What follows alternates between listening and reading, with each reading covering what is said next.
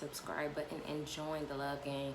As you read by the title, we're getting ready to do event session. I'm getting ready to just go over and talk about some things that have been on my mind and my heart lately.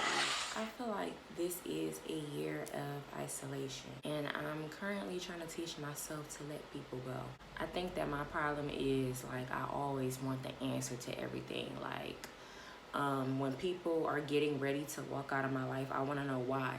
I automatically blame myself and start wondering what it is that I did. Like, I blame myself, and I think that's some healing that I still need to work on, because it all started with my dad. So it's like I know the root of it, but now it's time to start the healing process. I just been trying to teach myself, like, it's not my fault. When somebody is ready to up and leave, God places people in our life for certain seasons. And sometimes they're able to teach us something. They're able to bring us out of something. Like, you never know the reason why God placed people into your life. And, you know, when it's time for you to level up, God will remove those people. And you will find those people just randomly walking out of your life. And it's just like, well, where are you going? Like, what are you doing? Everybody can't go where you're going. I had a conversation with someone, and it was about trusting God 100%. Completely. I think what upset me the most is the fact that not everybody is perfect, and a lot of us fall short when it comes to trusting God in certain situations.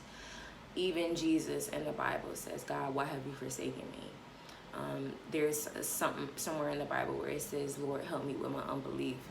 It's a lot of, like, if you read the Bible and you actually go through the stories, you see that certain people came to a road in their life where it was just like, you know, God, what's going on? And I've had some experiences like that myself, but that doesn't mean I just don't trust God at all. Like, I still trust him, because he said, as long as you have faith as a mustard seed, I still trust him. But it's like nowadays, like us as Christians or believers or whatever the case is, like, we say we trust God, but, you know, we're battling with mental health, or we're battling in certain areas of our life. Sometimes we run to alcohol. Sometimes we run to weed. Some things we run to these temporary fixes instead of trusting God 100%. We all need somebody to, you know, pray for us or encourage us, uplift us.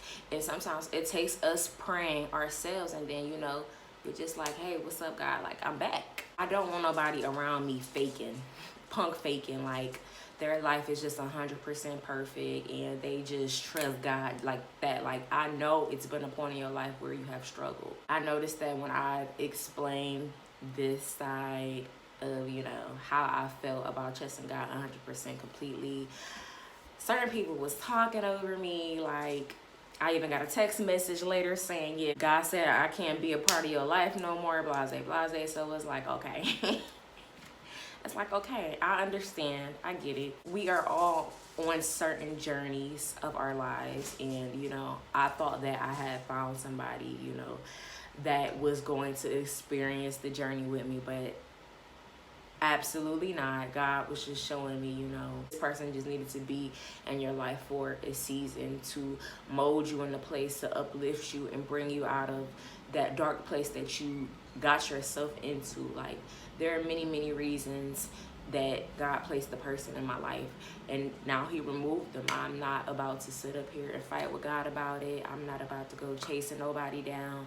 I'm simply letting things go and letting God move in my life and letting God elevate me and letting God help me to continue to grow. I feel like I am growing more and more attached to the idea of just being alone, because I've been able to be alone as a child.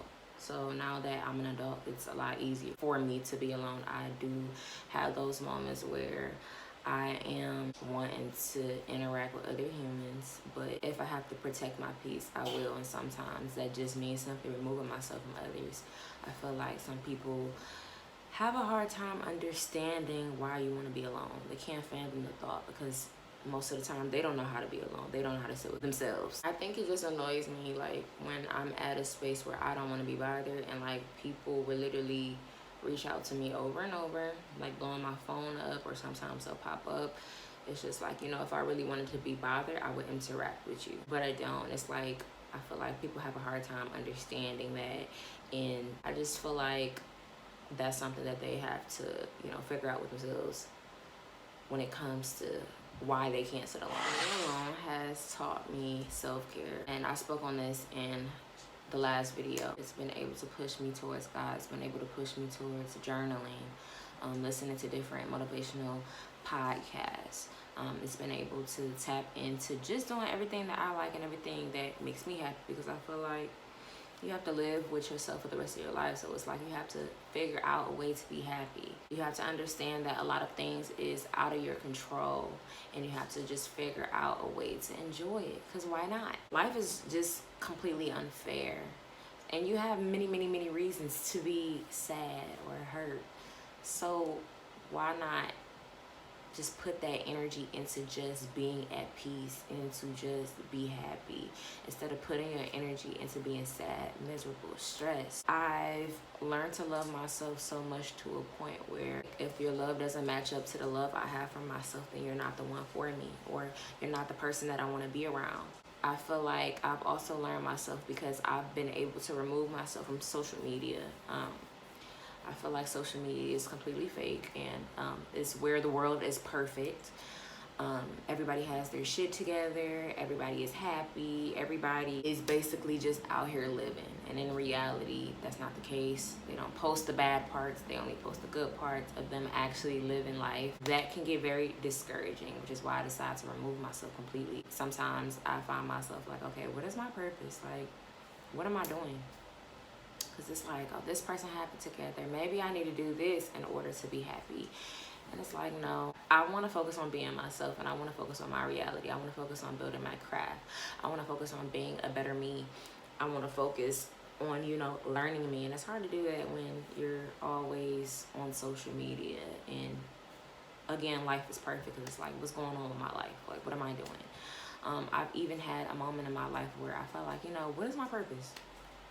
I had a talk with certain people, and you know, they pray for these jobs, and they're making all the money that they need and everything, and it's just like, okay, what exactly am I doing with my life? And it's like, yeah, I know I want to sing, and you know, I know that there's things that I want to do out of life, but what exactly am I doing? Like, what's going to be the way that I make the money so that I can invest into what I want to do? It's hard when, you know, you struggle mentally. I feel some type of way working for others. I feel so left out. I feel so incomplete. I feel like my dreams is on the back burner, and I'm making somebody else's dream come true. I just don't like the feeling of it. You have to have money in order to make it out here. It's hard when, you know, you didn't have a person in your life to, you know, teach you and guide you through all the steps that's needed in order to, you know, make it. So it's basically just like, you know, trying to figure it out on your own. I learned that I picked up a habit with myself when it comes to isolation. Like, I would literally remove myself completely until I feel like I'm ready to, you know, just pop back out. I feel like it's affected me being consistent on YouTube and being an influencer, period. Only because that, you know, you have to be able to show up every single day, no matter like how you're feeling, what you're going through. You gotta, you know, show up and post that content. Sometimes I just feel like I can't do it. I said in my last video, like, I respect people that are able to go through some things and actually get on here and don't let that affect their work. I do want to get to a place where I'm not able to let my mental health affect my work. I feel like the life that I want for myself involves me to be on social media. Like, in order to be a singer, you have to promote your music. You have to build this craft and basically place it online to share with the world. So it's like, again, it's just something that I'm just going to have to get used to and discipline myself in. Being on a self-care journey is, you know, being disciplined, being focused, being determined. I've been thinking a lot about moving out of town, like just removing myself completely so I can reach my higher self. I feel like I'll be able to reach my higher self if I could just remove myself from my toxic environment. I do realize that, you know, being in Cleveland, Ohio, there's not enough supporters. There's not enough people that are able to relate to what you're doing. I know that a lot of people would ask me, you know, why haven't you made it, or whatever the case is. But, you know, these people, I've watched these same people that may be friends, you know, support other people. And they, you know, they see that I might sell the same things, or my music may be better.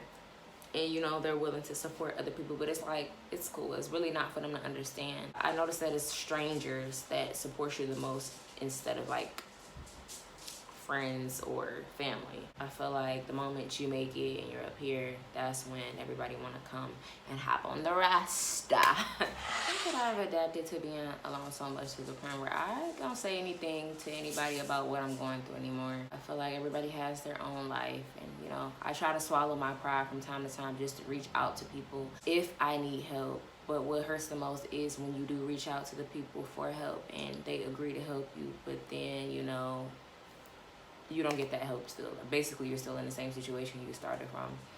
So it's like, I really don't have a choice but to just get up and to just move forward and be my own hero at this point. So whatever I face, I just go to God about it.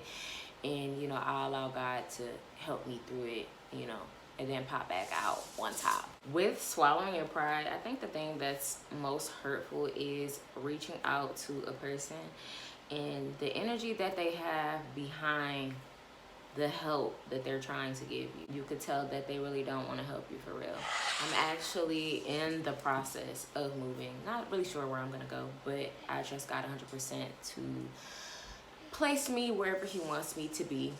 I know that a lot of people have been talking to me about moving to the hood. No offense to the hood, I just don't see myself starting in the hood. People will say things like, oh, well, you want your own space, so you should just go and you should just settle, basically. And it's either that, be homeless, or, you know, stay in the hood.